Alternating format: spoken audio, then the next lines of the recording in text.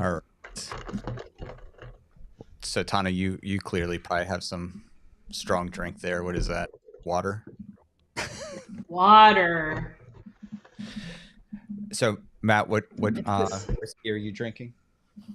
Mm. This is Sazerac rye whiskey. So My it's my brother-in-law drink of choice bought tonight. some Sazerac one Yeah. time. I just bought a bunch of different kinds because my brother was coming into town and we wanted to try different ones. So yeah, Nice. this is good. This was our favorite. Nice. Rye is hit. Hmm. It kind of goes back and forth. Okay. Depending. I'm not a big fan of I love high rye bourbons, but I don't necessarily like rye whiskey, which I don't know that Okay. makes a whole lot of sense. But all right. Well, hey, folks, thanks for joining. I hope that you are having a great day. And we're excited tonight. Tana and I have the opportunity to have Matt Nightingale on with us this evening. And real quick, before Matt kind of does a quick intro for himself, I just want to remind folks you're welcome to ask any questions. No questions are off limits. We just ask that you're kind, compassionate, and merciful in the chat. Easiest way to make sure that we see your questions is if you put a Q and a colon when you put in the chat, so that way we are able to see it. So with that being said, Matt, would you mind taking a moment and just kind of sharing with our viewers and listeners a little bit about yourself? Yeah. Thanks for having me tonight. It's good to be here with you all. My name is Matt. I'm 51 years old. I'll lead with that. I'm feeling old these days, so I'm embracing it though. It's like my wizened elder status. I am a pastor. I'm co-pastor of a quirky liberal American Baptist church out here in Marin County, California, a little town called Novato, just about half an hour north of San Francisco, north of the Golden Gate Bridge. And I am co-pastor along with my friend Tony Gapastione, who's been my best friend for 20 plus years. We've been doing that together since 2019. I also run a small nonprofit called Common Sanctuary. And I'm a spiritual director. I do spiritual direction with about 22, 23 individual clients on a monthly basis, most of whom are LGBTQ plus. And I love that work. I've been doing spiritual direction since 2018, 2019. Before it was cool.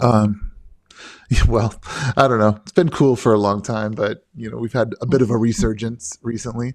Um, I I was an evangelical music minister for years and years in the Evangelical Covenant Church, actually, which is where I first got to know you, Don.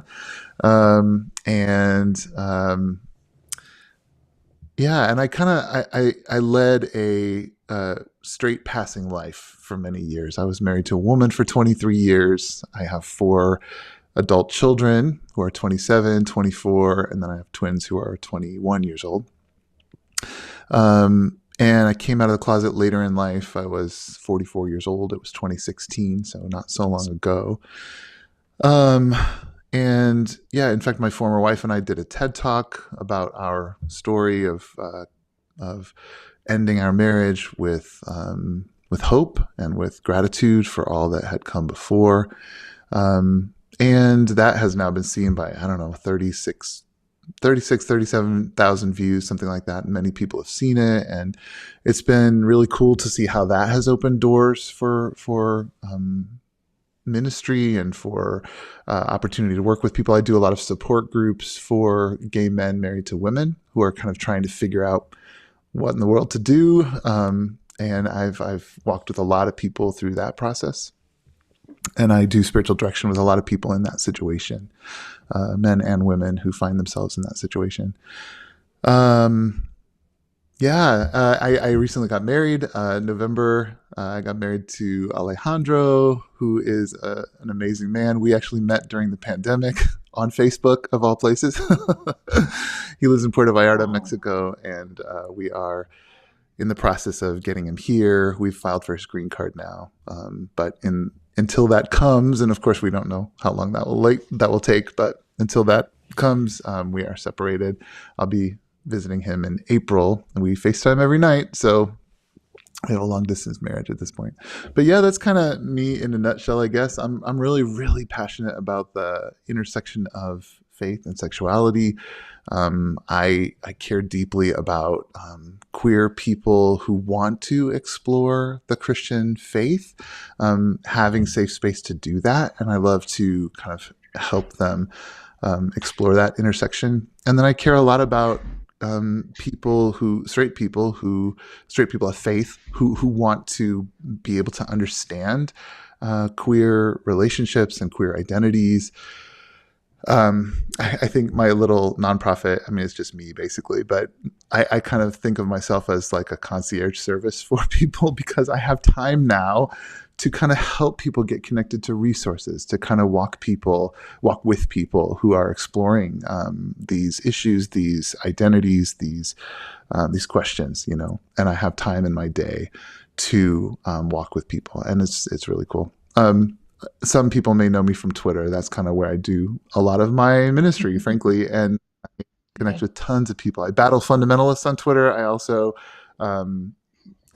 meet a lot of people who need support and encouragement and help and inspiration. And so, yeah, I can talk about any and all of this, but that's kind of a little snapshot of who I am and what I do. Well, I think Tana really connected with you over Twitter, primarily. Mm-hmm. And I think the big question that comes out of all of that is I want to know more about how meeting someone during COVID over Facebook international.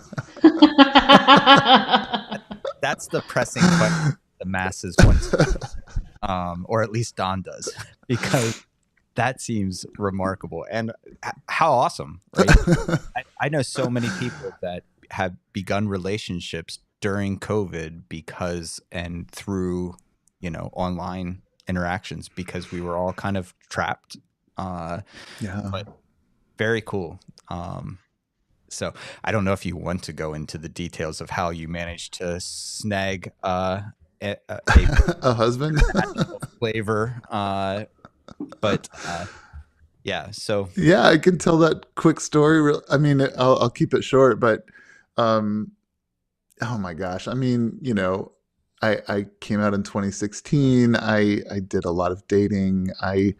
But I had kind of gotten, frankly, to the point of like, I don't know, even kind of hopeless that I would ever find anybody who kind of matched what I was looking for. And this is so cliche. I'm so sorry. But I got to the place where I was just like, okay, fine. I'm not looking anymore. I'm going to work on me, you know? So like listening to a lot of Lizzo alone in my apartment, you know, like I'm my own girlfriend, you know, I'm my own soulmate. But, you know, it was true. And I really was like, okay, I need to just be content. I'm going to focus on ministry. I'm going to just be, yeah. And then the pandemic hit. So what a great time to focus on myself, right? And to really be with God and be with myself. Yeah. And this guy had like friended me on Facebook because of this like advocacy work that I'm out there doing all the time on social media. And he has this little, he has this ministry to LGBT Spanish-speaking Latin Americans and had been doing this work in Guadalajara and online and was looking for support and encouragement and was reaching out for that kind of thing. I didn't even, like, he's got a terrible he doesn't even have like a personal Facebook page. It's a ministry page. And I'm super snobby about my social media. So I was like, who is this person? Like, I didn't even accept his friend request for months, you know? And finally, one day I was going through my like non-friend request messages and I saw it and read his thing. Hello, Matt. I'm looking for support and encouragement. I'm Alejandro from Mexico, la, la, la. And I'm like, oh, I can do that. Sure. Click, you know, whatever. I didn't even see a picture of him. Anyway, long story short, we start chatting. I invite him to Zooms I'm doing. He joins this clergy group for single gay clergy people that I host. He starts coming to church things that I'm doing. We start to notice each other. We jump on a Zoom together. I find out that he was married to a woman years and years ago for a couple of years. We tell each other our stories. I'm still not thinking of this as like a date, but apparently he was. He starts to pursue me a little bit. He sends me flowers. He invites me to speak on his Zoom one night to his group and translates for me. I realize that I'm being pursued, which is novel for me. This never happens. This is so sweet. Yeah, I mean, and then he flies up here in July of 2020 to meet me, but he keeps it cool. He's like, hey, I'm going to be in California seeing some friends. Do you think maybe we can have dinner? Any friends in California? He did not. I mean, it was ridiculous. I realized quickly that it was all a ruse to come and see me, and the rest is history. And we've just made it work long distance for almost 3 years now, 2.5 years. Yeah. And then we got married in November. Yeah. I love that so much. It's so good. Thank you for asking. Yeah. Oh, wow. So I have, there's several things I would love to talk about with you, but there's one pressing question I have had on my mind that I want to ask you, and it is, how in the world do you have the stamina and patience to continually engage with people spewing hatred at you on Twitter? Yeah. Like it never ceases to amaze me. Like you're just like, no, I want to understand. Can you explain that more? Like not that I've never seen, I'm not saying you never have done this, maybe you have, but I've never seen you be like, like brawling, like, well, you're a jerk. And like, you know what I mean? Like you're more like fighting for your own humanity and then being curious. Yeah. I'm really glad that you see that, because that's like, I remind myself almost every day. I say, okay, Matt, kindness is the brand. That is what I try to remember. That, and that, I hope that doesn't sound cynical or like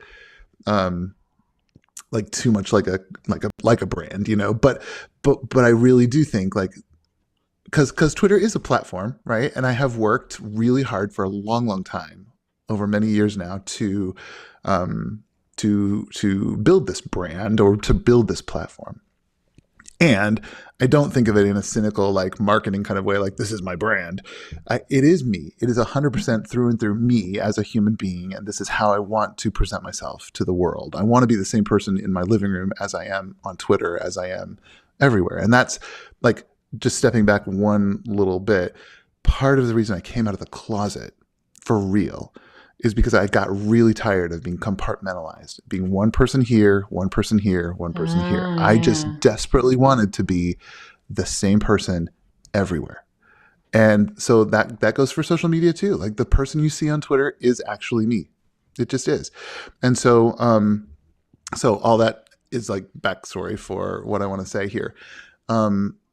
I tell people like, it's not that I think I'm such a saint or that I'm such a good person or that I'm so holy or anything, because that's not true.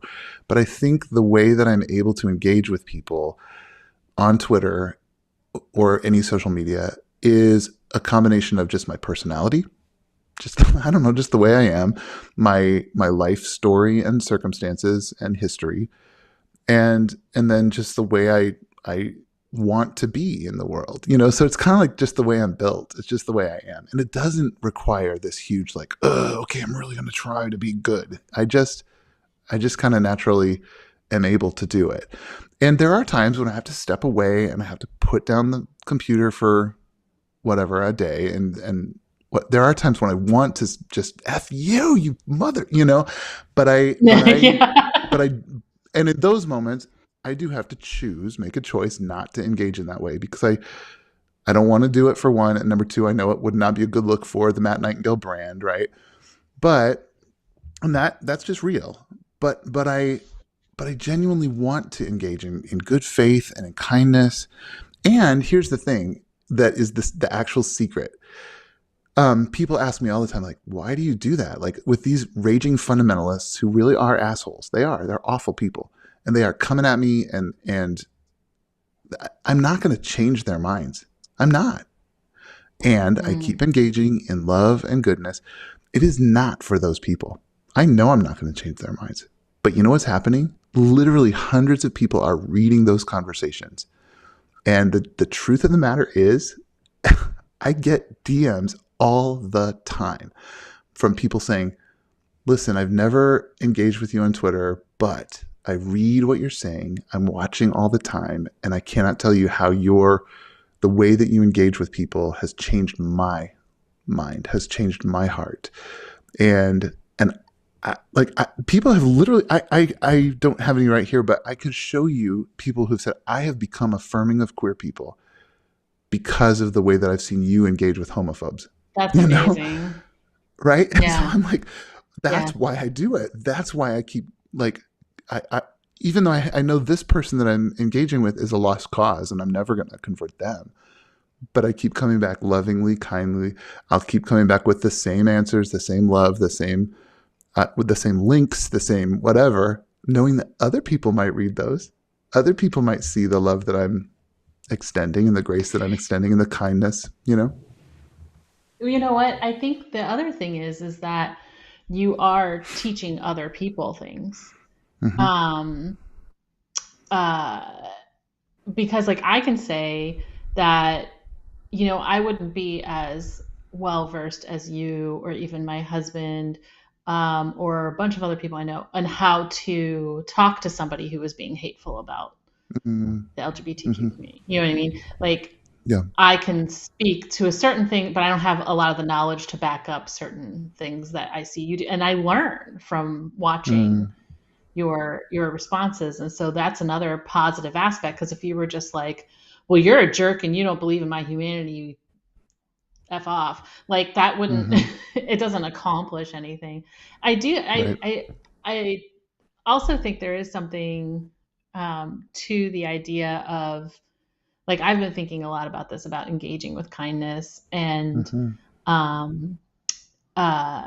genuine curiosity and things like that. And I actually had a pretty decent surprise response. I made the mistake of commenting on a Ben Shapiro YouTube video, and and it wasn't like Ben Shapiro's an idiot or anything like that. I just was like, hey, there's a lot of people in the comments who think that this is a factual thing, and it's actually not. And it was a very benign. It wasn't like a political opinion. It was like a very benign thing, but still people, you know, were like, what are you talking about? You know. And so I had a couple more comments where I clarified what I was trying to say. And then this one person was just like, well, you just came on and accused Ben of this, that, and the other thing, and just kind of started yelling at me. And at first I started to type this thing like, you're a complete moron. You did not read anything. Like, it just, and then I was like, nope. And I went back and I said, I think you must have misunderstood something, because I didn't do what you're accusing me of. Here's exactly what I said. Here's exactly what I meant.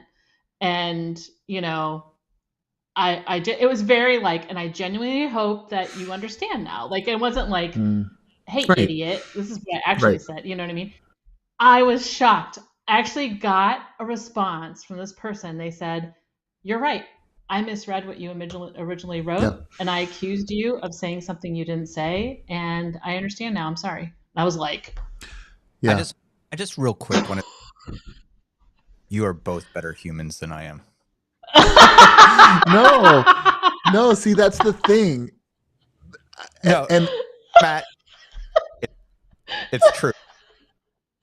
It's just true. I'm not a good human. You all are doing it right. And I'll cocktail those assholes. Well, I want to say one more thing too on this topic, because when I first came out and kind of started kind of my advocacy work, and I was out there on Twitter doing this work, I was pretty judgmental of people who weren't doing it like I was. And I made the mistake of like expecting everybody else to do it my way. And I would sometimes get out there and tell people that they were doing it wrong, and that they should be more kind and generous and winsome, and that, you know, that this wasn't helping the cause, blah, blah, blah. And there were a couple times that I got my ass handed to me because I was like, and I was basically canceled by the left a couple times. And it taught me like, oh, it hurt first of all, and I felt, I was like having to lick my wounds and go home. But also in that process, I'm really glad that happened, because I had to learn that it takes all of us and all of our different personalities and all of our different styles of activism working together to move the movement forward. You know what I mean? It really does.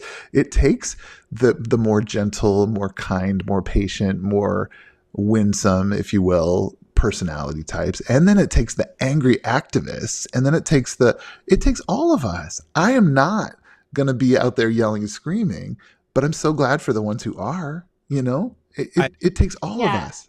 James, 100% agree. 100% agree. Dr. James Cone said in his book, The Cross and the Lynching Tree, that MLK needed Malcolm X. Malcolm needed MLK. Yes. And I certainly agree with that. But I do have a high level of envy for individuals like yourself, Matt, who know, like, I think you used a phrase I'd never heard before. It was something like, I put the computer down for a day. Yeah, I've never heard that phrase before. Instead, I pick it up and, because that's, for me, I get so angry at the harm that people do. You and I met very briefly while you were part of the ECC, and I was, well. And I don't know if you know this about myself, but I came out as pan. And I think in a lot of ways, some of the things you said earlier really resonate with me, in that I'm in a heteronormative marriage. I didn't need to do that. It wasn't helpful, so to speak, for me to do that. But what it did allow me to do was be myself in more spaces. Yeah. And I think some of the anger I have about what kept me closeted for so many years is the anger then when I see the person on the street corner with the megaphone, and they are shutting people's doors to their closets, so to speak, and locking them. And I get so angry. And I wish it was righteous anger, but it's probably not. It's probably just pure anger. And so I am very, very grateful. And Tana is someone like that as well, that is able to have some of these more meaningful conversations with folks. Unfortunately,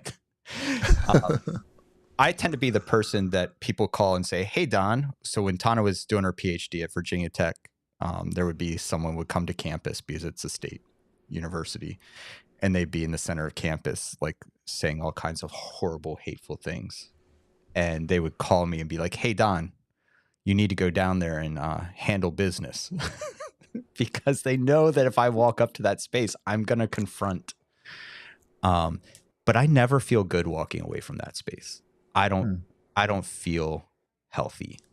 I feel like I just vomited everywhere.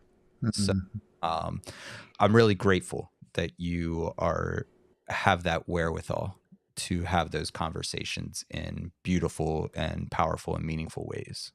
Do you walk away from them feeling good? I think so.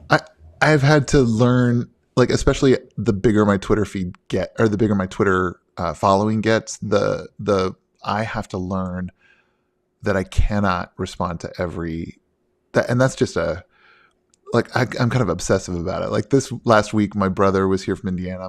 Some of my kids were in town, and I didn't have the time to keep up with it like I usually do. And so I know that there was several days where I just didn't get even to read all the replies, which kind of drives me crazy, frankly, but I just have to let it go, and it's going to have to be okay. Like, I want to, all that to say, I'm learning that, and I feel good about I do feel like it's a calling almost. I do. And I see the results. I see the results of the good work that I can do in social media spaces. I also notice when it is starting to drain me, and when I'm starting to get too wrapped up in it. And I have to just like I said, I have to put the computer down, step away from it, because I cannot. And I've had to learn that I can't win. You know, I can't win in these spaces. I have to just be content, and kind of, there comes a point where I have to like trust the good work of God in other people and walk away. I'm not gonna do that good work in them, you know. Yeah.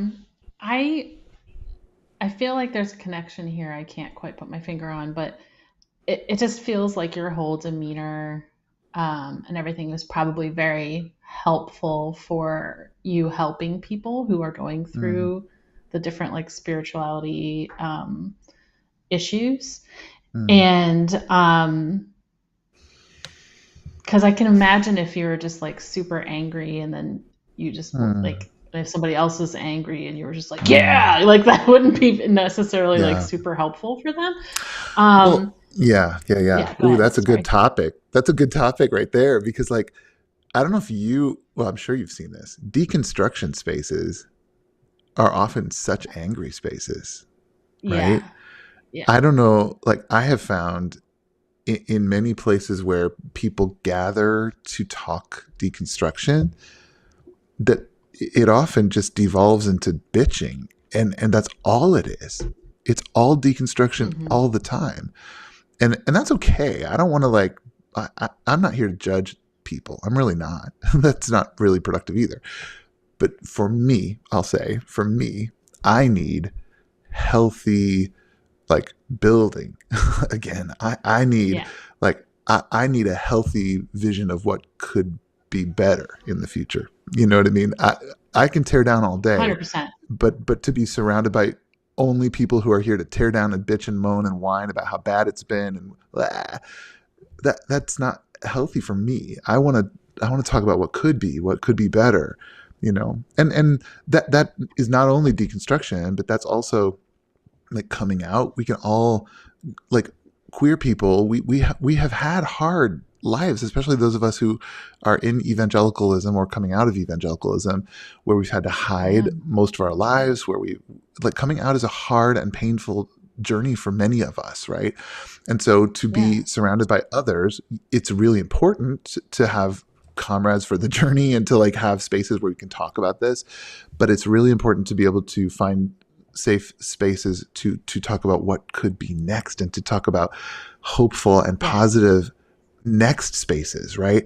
Also, in the work that I do with mixed orientation marriage people who are, you know, I mean, we can, it's so important and necessary to find brothers and siblings who have been through that situation. It's like life-giving to go like, oh my gosh, I'm not alone. Someone else who understands what it's like to be a gay man married to a woman. Wow. And that's great. And those initial conversations are really important, but you can get stuck in, it's the worst, it's all bad, all the, you know, and not talk about the hopeful, positive next steps and moving forward, you know. So I'm always about like, how can we move beyond negativity into hopeful next things, you know, in all of those spheres.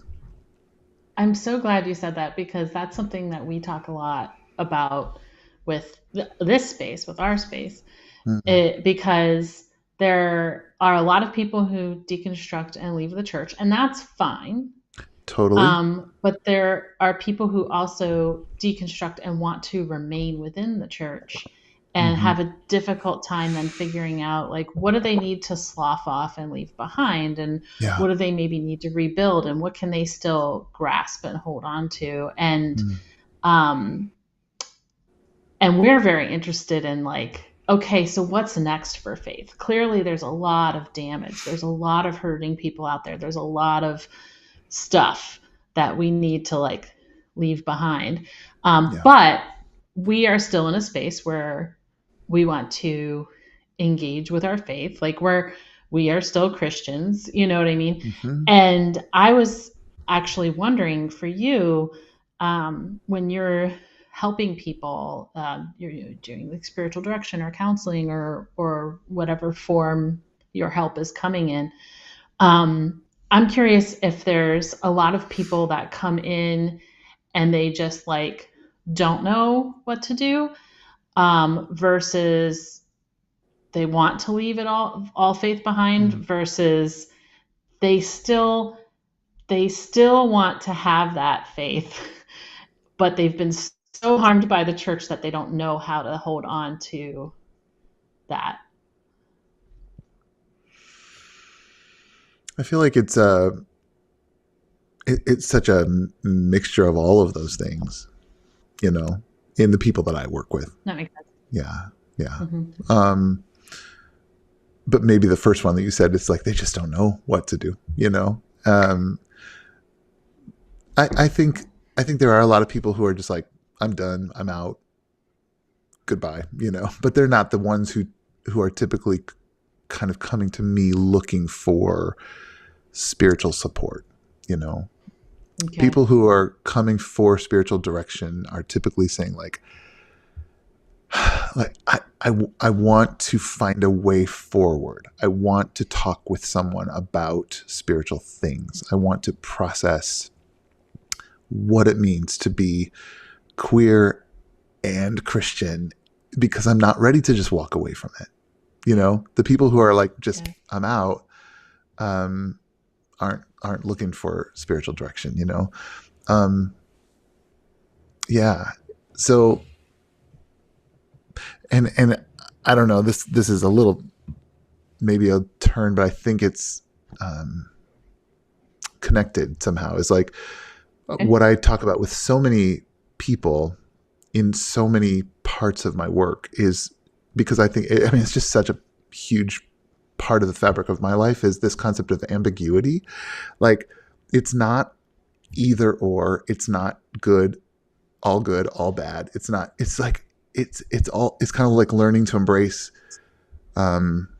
both and all the time, And so like in the life of faith that I'm inviting people to explore, it's kind of like saying, well, yes, the church has, messed you up and harmed you so badly.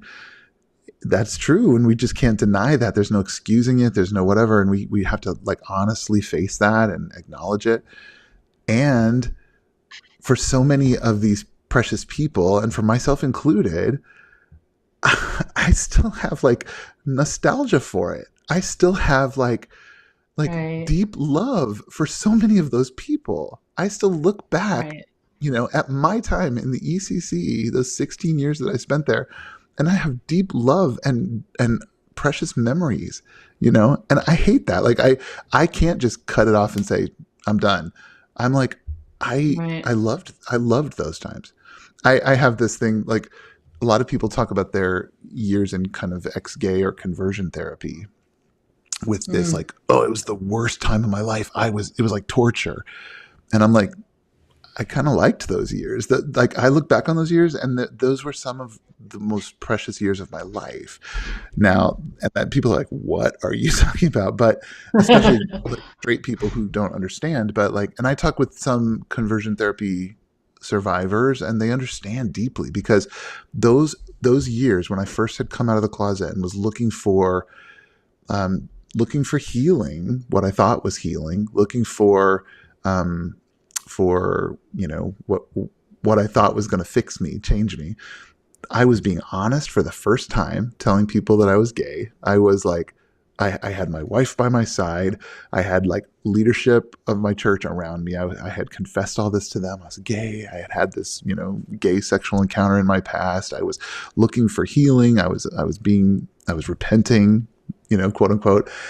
And I went into these programs with other people who were being honest and who were accepting and loving each other and who were walking this road. And we had what we thought was a path ahead of us that was going to fix us. We, all these things. And it felt great. It felt so good at the time. I look back with 2020 vision and I go, oh, that was harmful. That was bad. That was bad theology. It was bad psychology. It was bad, all these bad things. At the time, it felt really good. It felt like we had an answer. We had a path to walk. We had brothers and sisters by our side. We had community. We had so many good things. Like, so it's this very strange mixture of like nostalgia and good memories and also knowing that it Yeah. was bad for me. It was bad for me. So it's this kind of both andness that I have to deal with as I look back on those years. And I think the same is true for many of us coming out of evangelicalism. Like, I know a lot of that stuff was bad for me. I know now that it was bad theology. It was bad. A lot of bad stuff happened to me in evangelicalism, and it was my Yeah. family. It was my home. It was my life. And so how do I reckon with it? How do I forgive it? How do I move out from it? How do I grow beyond it? Etc. It's like, and that's a lot of the work of spiritual direction. That's a lot of the work of moving forward. That was a Yeah. lot, but that's a lot of the stuff I think about and work with people as we move forward. One of the things that we're doing or are attempting to do with Ancient Jesus Future Faith is that my perspective, my theology as a pastor and as someone who has studied the text is that our problem comes in when Christianity becomes empire's faith, right? Mm, So when Constantine converts to Christianity, Augustine, and most of the leadership within Christendom is Gentiles, no longer associated with the Jewishness of the faith, no longer connected to the Hebrew text, etc. And what I have found, and I've been teaching from this perspective for over 20 years, and what I have found is that it solves so many of the problems, which is funny because I don't think it meant to solve anything because it just was how it was. But Christendom was always supposed to be a faith of the marginalized and the oppressed. right. And when it becomes the faith of empire, then we move to all of this space that is primarily allegorical, right? Salvation becomes about spiritual awakenings, that salvation becomes about where we go after this life, Mm-hmm. as Mm-hmm. opposed to salvation being about the physical safety of marginalized communities in the shadow of empire. And what I'm discovering as people are going through instruction is that they are realizing the harm that empirical Christianity, for lack of a better term, I would argue it's empirical Christianity, not even so much evangelicalism, which is a form of empirical Christianity, in my opinion, is the problem because we've made our faith about allegory and about spiritual. And we see things like Black Lives Matter. We see these protests, these women marches. We see these, uh, you know, all these different expressions of activism of marginalized communities standing up against harmful things. And many of our folks that are leaving faith because of deconstruction are finding that that is the space that they find connection and they find Yeah. hope.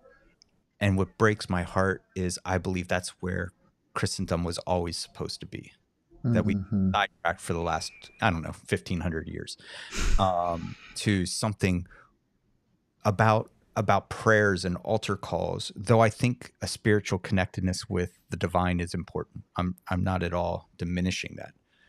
But that Yeah. spiritual connectedness with the divine has robbed us of also associating spiritual connectedness with the divine because we marched for George Floyd, Mm. uh, or that we picketed when abortion rights were taken away.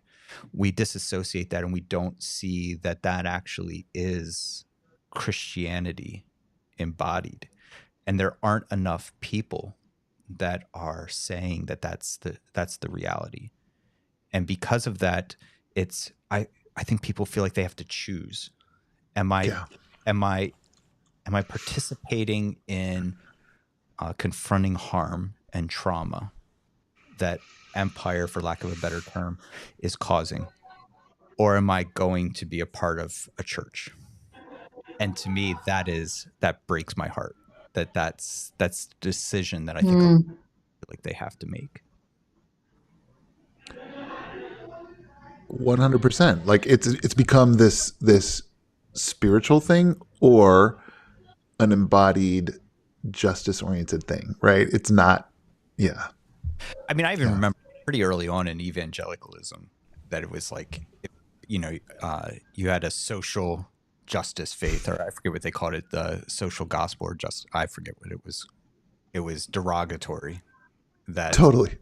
If your focus was justice oriented, I mean, I even remember I was pastoring a church before we moved to Blacksburg, and it was when Glenn Beck said, "If your church uses the phrase social justice, run." And all of a sudden, we had started a nonprofit through that church that worked with food disparities and did all this amazing work. And all the church was involved. And then all of a sudden, a third of the church was like, "I'm not sure if we should be doing this." Well, I remember in so many of the churches that I worked at, like you could do social justice type things in your neighborhood, get involved, but it was always just a precursor to sharing the gospel. You do the good works so that you can present the plan of salvation and make sure that souls are getting saved so that people can go to heaven when they die. We had someone one time with our food distribution program that we did.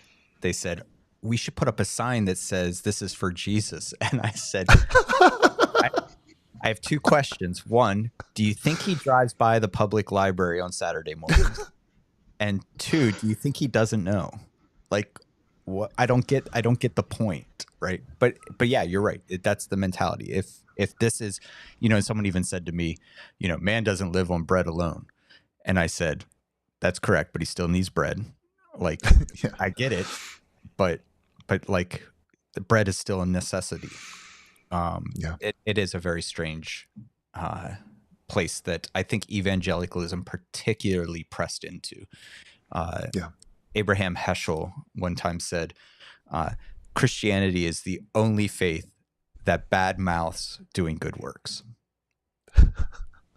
I was like, damn, he's right. It's true. The further away I get from it, the stranger it seems.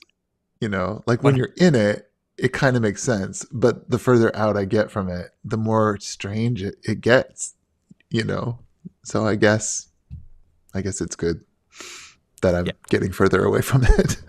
I forget there was a conversation I was just having the other day and someone brought something up and I was like, oh man, I totally forgot that's a thing, right? Like there's so many things that I'm so far removed from typical evangelical thought that when it comes up, I'm like, oh, right. People deal with that. All right, I think our internet froze for a second. Hopefully, we get folks Our back. project. Matt, anyway, so I was. Go ahead. I'm here. I'm working on a memoir project, and I pulled out some journals the other day, and I was just stunned to find this whole passage that I had written, and this was during my ex-gay days.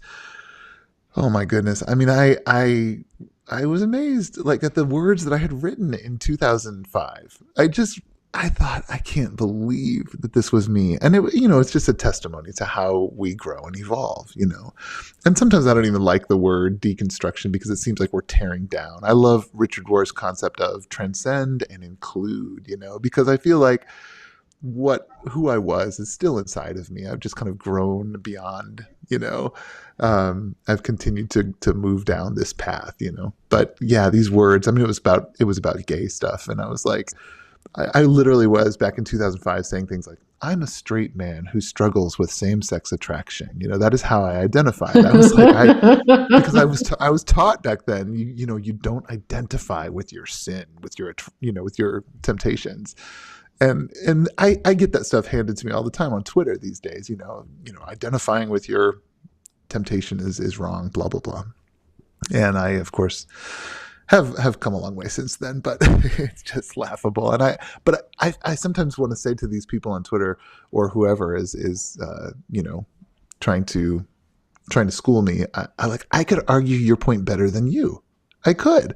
I know exactly what you think and feel. I know exactly what you're trying to tell me. I could write your book for you because that was me in 2005.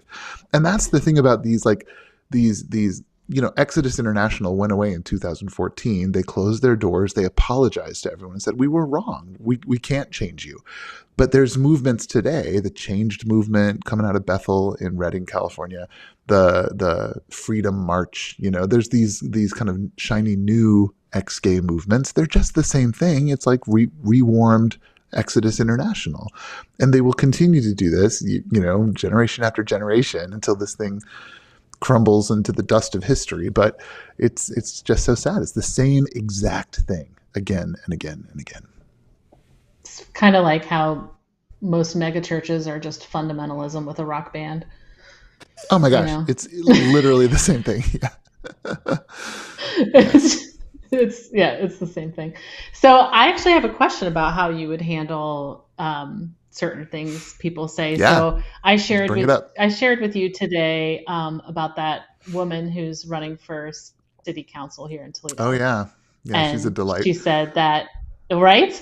And she said that anybody who commits a homosexual act should be jailed. Yes, and I saw. People were right. And then people were pushing back, and she was like, "No, I don't hate homosexuals." She always said homosexuals. I know. I just they shouldn't do the act. Right. I personally want her to define the act. Like I want to know in explicit detail what this attempted city council means. Well, we all know. I mean, there are euphemisms that that people use. Thanks, they talk about the gay lifestyle, and when they talk about the gay lifestyle, they are talking about homosexual sex. Not yeah, no, not brunch. Not brunch. But yeah. Oh, bless her heart. Yeah, people are funny, and the thing is, like, I know what she's saying because that was me in 2005. Like, I could separate out what I thought was, gay orientation from gay sexual behavior, right? I thought that there was a difference, and I thought, well, it's okay to have these temptations, but to act on them is a sin. And of course, that's a whole other conversation. I've come to understand even the concept of sin as very different than I used to. Maybe we can talk about that. But I, gosh, the act, the homosexual act, what she's talking about. I don't hate gay people. It sounds like her argument. Go ahead. Sorry, I'm sorry. Well, this is a fundamentalist evangelical, a very common understanding among evangelicals that there's nothing wrong with having the temptation or being oriented to be attracted to the same sex. There's nothing wrong with that. We're not going to put you in jail for liking dudes, but if you get in bed with one and do the naughty thing, then you're committing the act, the gay act, and that is clearly forbidden by Scripture, clearly by the 6 clobber passages. Clearly, and so then you have to pay the price, and according to this lovely councilwoman or person who's running for council, you should go to jail for that. She would like to see the laws of the country actually reflect the clear biblical teaching that we should be punished for that. And she actually said in a tweet that maybe this would, if we could jail people for committing the homosexual act, maybe that would teach us, to not do it, because it's clearly. And she was even getting into the weeds and talking about like how in Middle Eastern countries, that gay people can be, actually killed, executed for committing the homosexual act. And she said, well, then they shouldn't do it, should they? She said they shouldn't do it, should they? There's nothing wrong with being gay, but doing that, maybe they shouldn't do it. She's an awful person, but this is it's just that is the logical end of her beliefs. That is the logical end of fundamentalist teaching on homosexuality. Yeah. Then don't do it. Yeah. And Don't do it. and I think she would probably be like, well, it's, love the sinner, hate the sin. But taking it Exactly. to all the levels that you just said she said, that definitely Mm-hmm. doesn't feel like loving the sin. It sounds more like when I was in Las Vegas this one time, and I saw this guy with this huge sign, and he was just like picketing in front of one of the casinos, and it said, "The sin and the sinner go straight to hell together." And I was like, oh, that's a new one. Okay. And that's what it sounds Yeah. more like she's saying. Yeah. All right, Matt, I have a question from someone in the chat. Okay. They ask, has your church always been affirming? How long have you attended and pastored there? My church has not always been affirming. I have attended there since, kind of a great story. I started going there in 2017. My former wife was attending there with the guy she was dating at the time. I was driving to San Francisco to be the worship pastor at the MCC church, the gay church in San Francisco. But it was a long drive, and it was really hard. It was like an hour and 15 minutes one way. And I got a text from her one day. She said, have you ever heard of this church called The Quest? I'm here with the guy she was dating, and it would be amazing. And they really could use a good worship director. So she connected me with the pastor. I went to coffee with him. He hired me, and it was kind of they had never gone through any process. But he was affirming. They had a lesbian lead worship before. And so their church had just kind of been unofficially affirming, I guess. They had never been through any kind of process. They had loved a lesbian in their congregation who had led worship, but they had never ever said anything about it. They just kind of let her be lesbian and let her lead worship. And so when they hired me to be the worship leader and they read my bio from the stage, it said something about like, Matt is a member of the San Francisco Gay Men's Chorus. And that was like the big reveal, like, oh, Matt's gay and we just hired him. So I was like a big moment of like hiring a gay man to be their worship pastor. And so I think I was kind of a first, but they never had done any process, which was kind of challenging. And then when our pastor had kind of a spectacular fall from grace about four months after I got there, which was challenging. And then we kind of had a year and a half of searching for a pastor. And then they hired me and my friend Tony to be the co-pastors. And so that was like a choice on their part to hire an openly gay pastor. And so I would say that that's the moment that they kind of became explicitly affirming, I guess. And so, yeah. And now we have, affirming language in our websites and everything. So Matt, I don't know if you know this or not, but when we planted our church with the ECC, we planted as a fully inclusive church. And I think I did know that about you. I think I remember that. And we were told, and now you have to remember what I said earlier about that I'm not good at keeping my mouth shut, right? We were told that as long as we were quiet about it, it should be fine because we were on the East Coast. And, oh my gosh. And the debate that I had with Howard Burgoyne, the superintendent of the East Coast, he wrote the paper for the ECC on human sexuality, which right. I remember. By the way, I'm like, as opposed to raccoon sexuality, like what but anyhow, his whole thing about, because this goes back to the councilwoman, right, about the homosexual act. And I was like, so Howard, if a heteronormative couple does the same act, but not all the same bits, is the problem. And he was like, yes. And I was like, well, I think you should put that on the website. I was like, I don't think that's gonna fly with the whole community. And then I asked him, I said, what about a couple who is celibate said, there are lots of couples, whether it's because of, ability, because of any kind of disability, that aren't not having sexual intimacy. So you're okay with that? And he was like, I don't know. And then I was like, so when Paul says we should all be single, I was like, are we teaching our youth that singleness is the best option as opposed to heteronormative marriage? And he's like, no, we're not. And I was like, well, shouldn't we, if that is the goal? And he's like, probably. And I was like, okay. I was like, and then Paul says, but if you can't remain celibate outside of marriage, then you And I said, so the men and women in my community who are queer, who can't remain celibate, are they being more honoring to God by entering into a monogamous sexual relationship than, going on Tinder? And he's like, yes. And I said, so what I'm hearing here is that what I'm doing is completely okay, because I'm not telling anyone to have sex. And he said, we don't have a problem. That never got out to the ECC.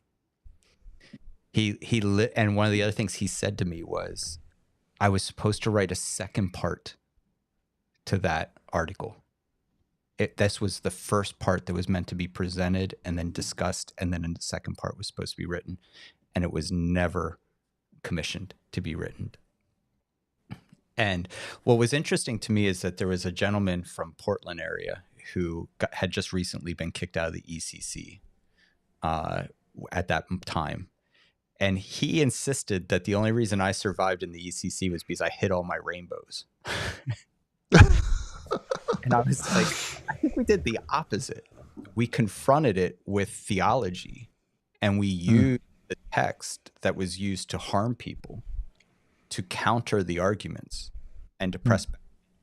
And when there was not a reasonable argument, it was let bygones be bygones. And we remained in the ECC until Tana graduated, and we decided to move back to the Midwest. And so much of our church was already online and was so already zooming in for us in 2016 that moving back to Toledo was a possibility for us. And we moved back to the Midwest. That's when the superintendent of the Midwest decided just not to acknowledge that we were here. Yeah. So it's very interesting to me, and I think it goes along with kind of what you were sharing about your experience in that church, is that in some ways, I think a lot of churches aren't nearly as oppositional. I do think a lot of churches are oppositional. Don't get me wrong. Totally. Yeah. Yeah. But I think that there is a greater desire, maybe that's the better way to say it, a greater desire to let it go, but there's a fear of it becoming known. And because of the consequences, I think Howard basically said to me that a lot of the churches, when the UCC became more inclusive, even though that's a congregational decision, so depending on which church you attend depends on what their acceptance is, right, that a lot of the UCC churches left the UCC and moved to the ECC. So I guess in the midst of all that, telling that story, I do have a question for you. Okay. We only have a couple moments left, so we'll wrap up with your thoughts on this.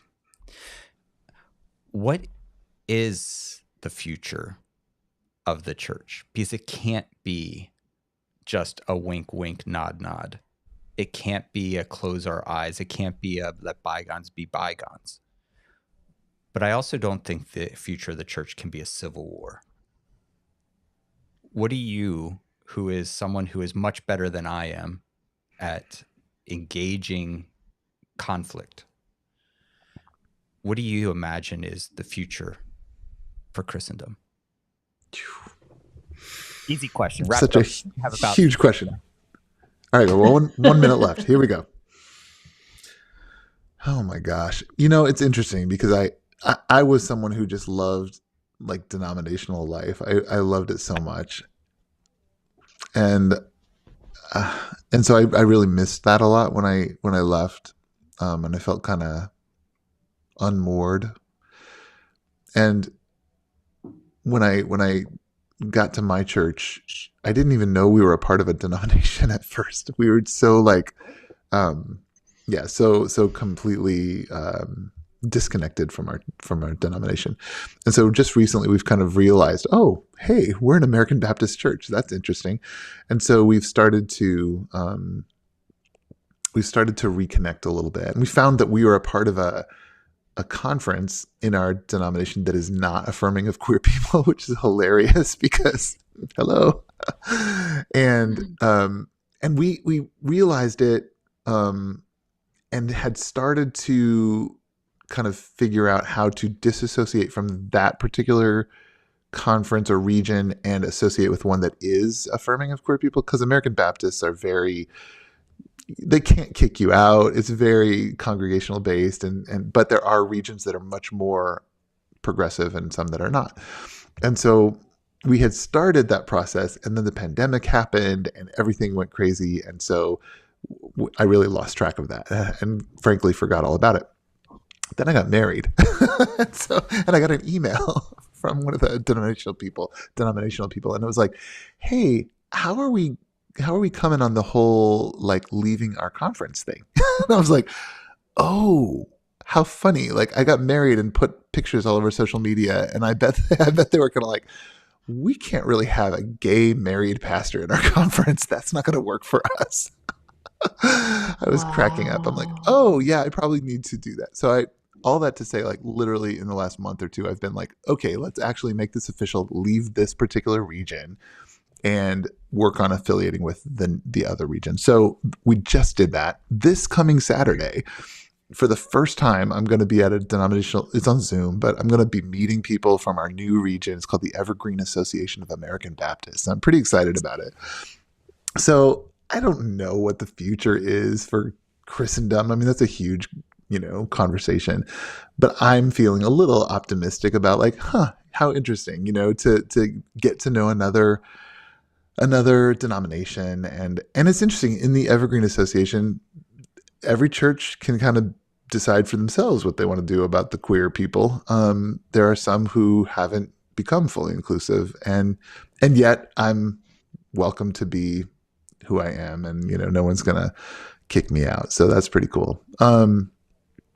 I do just like I don't know, my personality is so much of a both and I kind of live by that. So I kind of feel like there is a way forward. I don't think it's going to be about doctrines and creeds and purity tests. It can't be. I've been reading Brian McLaren's Do I Stay Christian? I don't know if you guys have read that one. Because I think it's a pretty important question, do I even stay Christian? And I've been telling people, because people will say like, why are you even a Christian? Why do you stay? It's a great question, and it used to be for me because it's the truth. It's the only way. It's what's real and what's true. And these days, I don't know. Is it? And that's where I can get branded a heretic and just dismissed entirely. But I don't know. I don't know if I can say with any clarity what is actually true about the nature of reality. I don't know if anyone can say that. But I can say for me that that for 51 years, this has been my home. It's been my language. It's been my calendar. It's been my community. It's been my music. It's been my purpose. It's been my comfort. It's been my hope. It's been my, it's been my world. It's been my everything. And I don't want to leave it. I don't. It's meant everything to me. And I do believe that on this particular Christian pathway, I believe that I've experienced the divine. I believe that I've caught glimpses of eternity.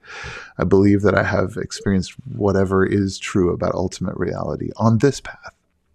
Not that others can't experience whatever is true about ultimate reality on other paths. I believe that they can. And I know that might put me outside the realm of orthodoxy in Christianity, and that's okay. but I love Christianity, and I continue to find meaning and hope and beauty and all that in it. And I love to invite people to explore it with me. At the Quest, our kind of mantra, our motto is exploring God together. And I'm like, yeah, that's gorgeous. That's beautiful. I want to keep doing that. If people want to explore God together with us at the Quest, beautiful. Let's do it. Sometimes, like, and if, we included a Buddhist meditation in our Ash Wednesday service, and, that might freak people out, but we loved it. It was really, really beautiful. We're always going to be a historically Christian church. We are rooted in Christianity. The Bible is our sacred book. And we're open to other traditions. We want to learn from and grow with other people because they know a lot too. They've been around for a long time exploring God too. And we want to learn and grow from them. And I think that the future of Christendom is going to be openness to other faith traditions. I think it's going to be openness to science, openness to learning from like everything that can be learned. Instead of like saying we've got the only answers in this ancient book. Yeah, it's going to be like openness to all that reality can teach us, and all that other paths can teach us too. So there, I kind of came up with an answer as I rambled. Yeah. Matt, phenomenal answer. And I think that's a really great place for us to wrap up the evening. I'm so grateful for you coming on. I'm so grateful for you sharing your story and interacting with us. And, you and I think we met for like a total of 3 minutes in a lobby in Denver, like 10 years ago. Something like that, yeah. I'm just so grateful that you were willing to come on and have a conversation with us. And I'm grateful that there are people like you. And I mean that so sincerely. Earlier I kind of joked that it's just not my MO to be kind and generous in some of those spaces. And that's true. But I'm so grateful that Christendom, whatever that looks like in the future, has Matt Nightingales. So thank you for that. And thank you for sharing your wisdom and your heart and your time with us tonight. Is there anything you would like to invite folks to join you in, whether that's your Twitter, whether that's your Facebook, whatever it might be? How would you like to invite people into the Matt Nightingale experience? Yeah, definitely. Thank you for that. You can find me on Instagram, Twitter, Facebook, Matt Nightingale. I'm easy to find, and it's always just Matt Nightingale on all those platforms. I will say, yeah, you can find my church. It's the Quest. It's in Novato, California. My nonprofit is called Common Sanctuary. You can check that out. The one thing that I'll invite people to, if they're interested, I think, yeah, this is the one thing I'll invite people to check out. Every single Monday night for 3 years now, I lead a contemplative spirituality group on Zoom.